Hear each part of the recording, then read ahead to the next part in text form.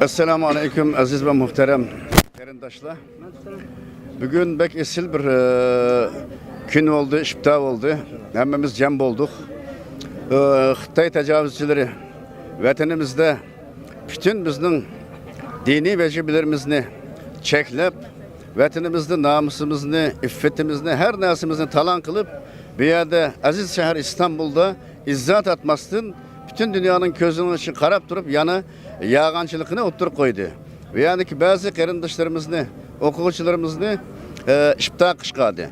Sen bunların özünün vatanında, bizim aziz vatanımızda her türlü dini, İçtimai her narsamizni çeklep durup sen kandak izzat atmazsın bir yerde bizge qarindaşlarımızga ballarımızga işbita berse deb bunun karşılıkında biz bir yerde bir qancha teşkilatlar olup beraber bu Beşiktaş meydanda bir işbita ötkazdık.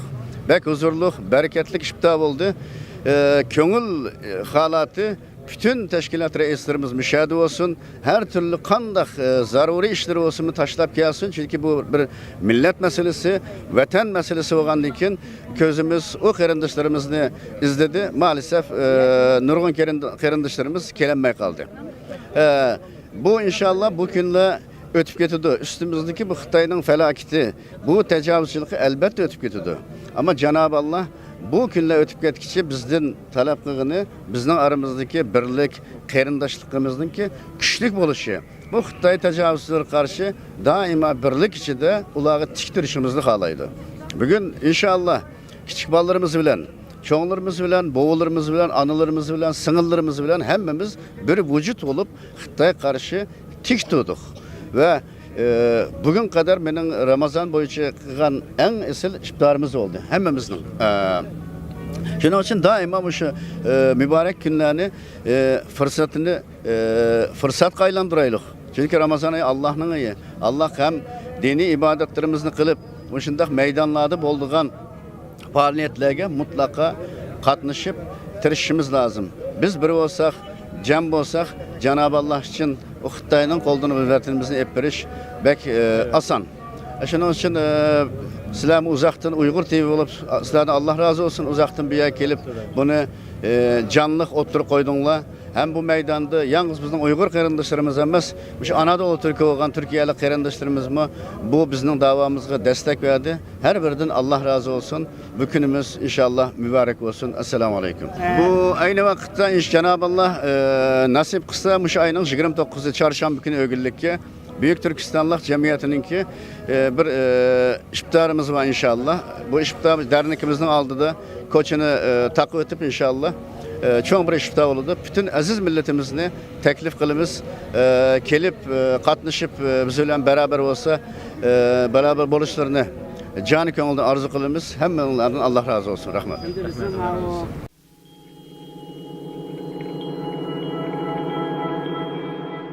Assalamu Aleyküm. Bugün keç ben Avusturya'dan geldim. Bu haberini alğandan keyin ben Zeytinburnu dedim şimdi. Bu dostlarım bana getirgandan keyin 3-4 qarindashimning yo'lboshchisi mishak keldik. Kelgandan keyin men qarindoshim ko'ngan nayt sevindim men. Ben pek hoş oldum.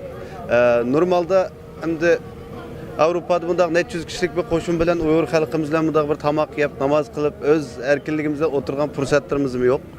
Ben şundan görüp aldım ki hem bütün dünyadaki Uygur kardeşlerimge şunu demek isteyime herkes ümitsiz olmalılar. İkinciden müşaheden Xitay hemen bunu gördü. Görüvatkan Xitay şunu seslenip koyay, şunu sana dep koyay. Görüp koy. Avusturya'dan kelivatımız her kanda hazırlık için. Sen xiyalında bizni atalarımızın solaşı bilen ya kardeşlerimizin tutuşu bilen ya ki taciz, baskınçılık kılışı bilen bizni yok kılımız, susturumuz dep xiyal kıp kalma. Biz fakat hazırlık bilen, sevri bilen saklap duruvatımız. Bugün olmasa hayat olmasa hemen bir günü senin besip algan bu Şarkı Türkistan mening vatanım. Men Uygur. Bütün dünyadaki hemmimiz sergardan bolatkan bolsak mı ama güç kuvvetimizde aylığımız yok. Mörgün tilep ihsasını kessen mi? Dinimizni kessen mi? İmanımızı yukatmaya çalışsan mı? Bu beraber biz herkes özümüz dinden imanımız yanmayımız.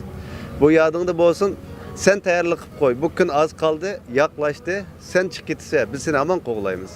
Şununla birge bütün Şarkı Türkistan qarindaşlarım şunu demek isteyim. Oyunlar artık. Çok iş kılamısanlar mı?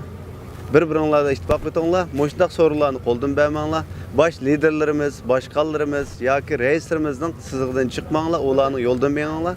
İnşallah bu üstümüzga qora bulut tamam bir kun taqaydi. Ben artık jiqqat qilmay hammanglarga rahmat. Biz başkanım. Allah razı olsun.